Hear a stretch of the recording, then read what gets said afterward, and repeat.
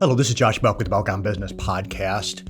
Hope you're having a wonderful start to 2023. I'm not going to start the year as a lot of people on their podcast platforms, begin the year talking about the year and making goals and that type of thing and motivation for the new year. I'm not going to go there to begin the podcast for this year. I'm going to start by talking about people and specifically dealing with the understaffing issues and how we should handle understaffing issues. For any of us who have teams, maybe a smaller team, if we're talking about more than having one or two people, when you actually have a team where you begin to put people together, from time to time, you will end up with understaffing issues.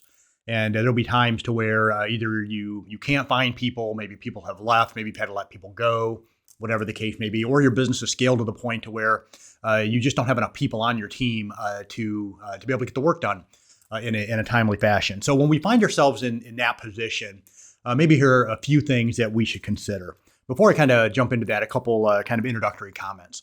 First of all, we kind of think about there are 3 Ps. I'm going to kind of overgeneralize here in business, and you probably have heard this in different forms or formats. But generally, you have people, you have profit, you talk about numbers, and then you have your processes, so your systems and processes. Kind of the 3 elements that kind of make up the business. The financial piece of it, that's the profit, the numbers portion.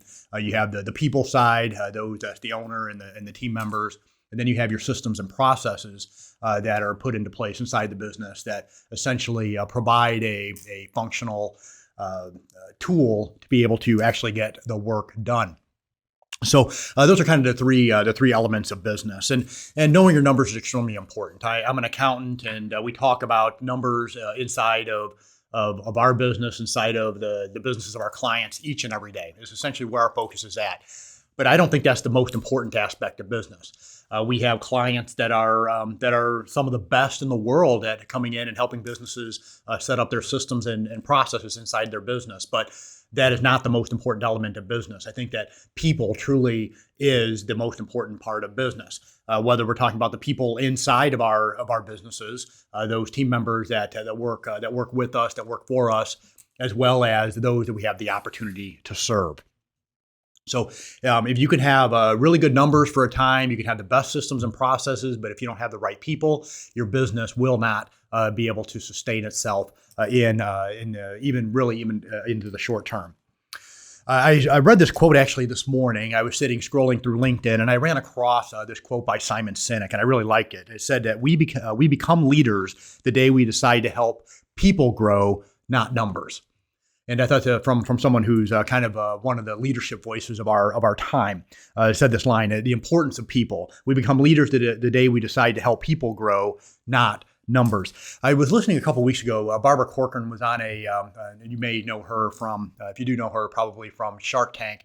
And of course, she has runs and built one of the largest, if not the largest, real estate brokerage outfits in New York City and the New York area.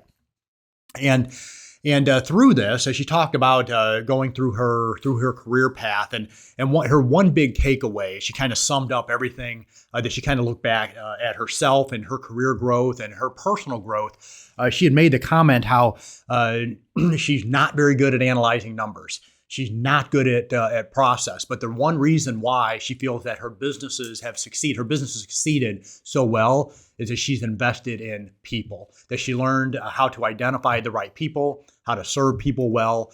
And because of that, she said that she can hire people to help with the numbers. She can hire people to help with systems and processes. But her as the business owner, she had to become the person that really understood people and how to serve people inside of her business. And so she definitely talked about how people far surpasses the importance of people. It far surpasses that of the profit piece or the process piece.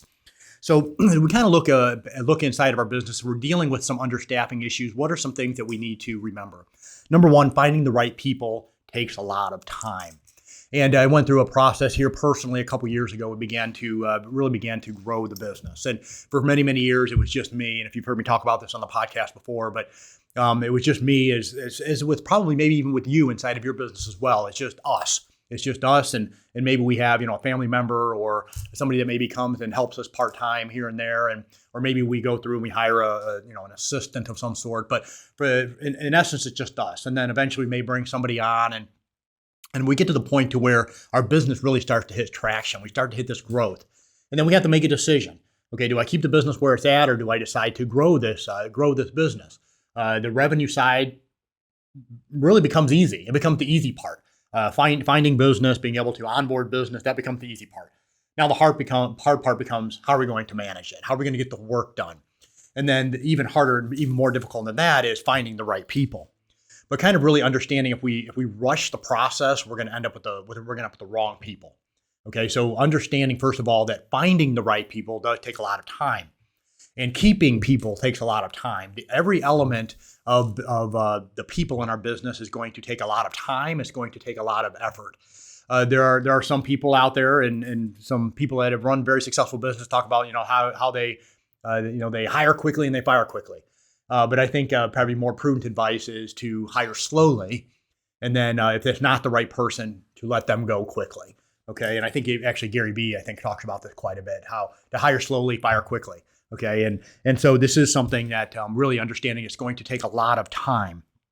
So when you get to the point where you do need to hire someone, and maybe there's just more work than people to get done, just understanding that really having that transparent conversation with your team that this is really kind of, we're missing somebody on the team. This is going to take us quite a bit of time. I went through the scaling process, and some of the hires were easier. Some of the hires took a long time. Some of the hires were riskier. That type of thing. But I know that that any time that in our businesses we go through and we hire someone quickly, if we don't have the adequate and don't do the adequate background, they come to us with good good referrals. Maybe we worked with this person before. Maybe they work for a client of ours. Whatever the case may be. But if we kind of just hiring somebody off the street, so to speak, many times if we don't take the time to hire them properly, then they'll end up being the wrong person inside of our business. But if we end up short-staffed, going to the team and just having, they understand, they feel that pressure that there's an understaffing issue. But to go to them and have a very transparent conversation with them to understand that, so they understand, it's probably going to take us all a little bit more time to, so everybody kind of comes in, spends a little bit more time, we can get this work covered. So, and during this process, also having the understanding that this is also a really good time for individuals on the team to maybe to learn another opportunity, maybe an area where they can step in and learn something new inside of the business. Also a time that can be taken, and sometimes we're forced to do this, but a time to where we look at our processes inside of our business and say, here are some areas and some processes inside of our business that we really could improve now that we have a little bit of a staffing issue. And to look for ways to where you can improve your processes, ways that you can become more efficient, but really bringing the team together, understanding that there's some staffing issues. We're short on people right now. Explain to them, I'm going to, we're going to hire someone to fill this seat. It's going to take us a little bit of time. I want to make sure we have the right person. In the meantime, it's all going to take us a little bit more time and effort to make sure that the work gets done. But also, we're going to take the time to look at our processes and look at the way we do things from an efficiency standpoint and see if there's some ways that we can improve overall inside of the business. Now, this should be getting done, I think, quite frequently. I think frequently you should be looking at your processes inside of your business and doing these types of things. But I think that especially during this time, to be focused on what are some areas when it comes to process, when it comes to efficiency that we can improve. Next, secondly, communicate with your team more frequently. I think when things are more difficult, if we do have staffing issues, but overall in business, if things are difficult, to make sure you're communicating with your team more frequently. Those of us who are business owners, we can kind of just if things aren't working, we may not sleep at night, but we're going to find a way to try to fix the issues. Going to try to find a way to bring in more revenue. We're just going to put in the work because we're entrepreneurs and it's just what we do. But we should not expect that of our team members. Okay, so but your team members are going to feel those pressures, and it's really going to hurt the culture inside of your business, and it's really going to really ramp up the stress levels inside of your business if you aren't frequently communicating with them, being very clear. This is what we're doing. This is how you're involved in the process, and making sure that communication is regular. I think weekly team meetings are a really good idea. We have ours. This is a Monday when I'm recording this, and we had ours a few hours ago this morning, where we sat down and we had our weekly team meeting. Everybody has the opportunity to speak. What are some issues that we're dealing with? And when it comes to understaffing, really making sure you as the owner are asking people, is there somewhere I can step in and help you? Where are some areas that you're having some problems? What are, you're running into some issues here. How can we go about helping it, and allowing for other team members to pipe up and work collectively through the issues? So communicate clearly and with your team more frequently. And so in this process, also letting them know this is where I envision you fitting in going forward. And so we can have that dialogue of, what do you enjoy doing now that, this person is gone? You're having to fill in a little bit of work. Is this something you actually enjoy doing? And maybe it's allowed for them an opportunity to expand what they're doing, or maybe even step into a different seat if they can grow into it. And then you can bring somebody else on to fill in the other seat. Number 3, next, don't force the work. So if you're running into understaffing issue, you as the owner, if you step in and begin to force work down people's throats without really doing the work to find out whether this is something they truly want to do, or they have the aptitude for, they have the skill set for, you're going to ruin your business. You're going to ruin your people. Okay, so don't force the work on them.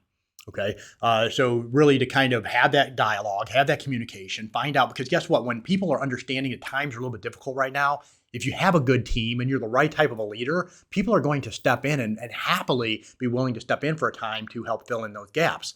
Okay, but if you come to them with this kind of like, oh, we're short-staffed, and you have to do this and you have to do that, and you begin to force it on them, and it's not something that they're good at, something they may not want to do, something they don't have an aptitude for, they don't have the skill set for, you're gonna ruin the person, and you're going to ruin the business. So don't ever force work on people.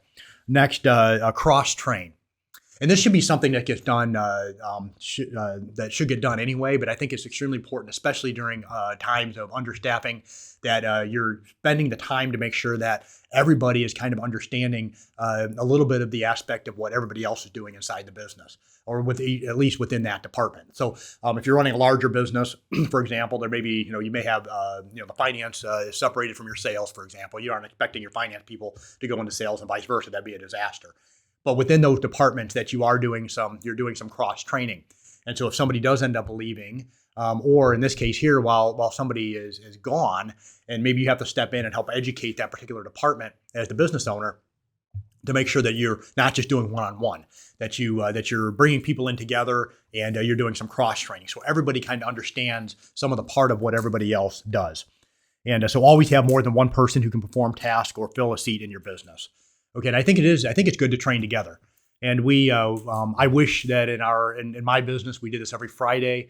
It's something that I had planned to do even beginning into the Q4 of last year. It's not something we did every week, but it's something that can be done really, really well. It can be something your team can look forward to, coming together and learning together, being trained in some aspect inside the business, and to do that learning together.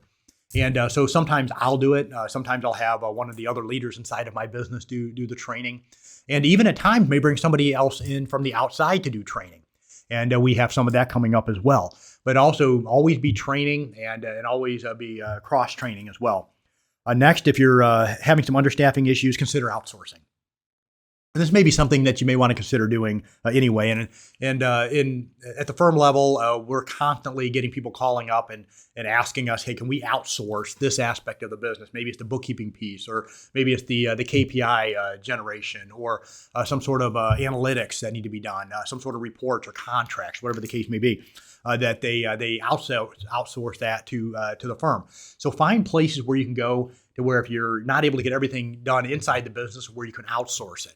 And if you can really outsource it to a place and with a group that can do things better than you can do them internally, and then probably at maybe even at a cheaper rate, you're not having to hire a full-time person to fill that particular seat, then it can really be a situation to where you can actually maybe find some cost savings or get better information. So you may be paying more, but you're getting better information, and you're also building your network and building those relationships. So consider outsourcing, whether it's to a partner type organization that can help you. I'll give you a practical example.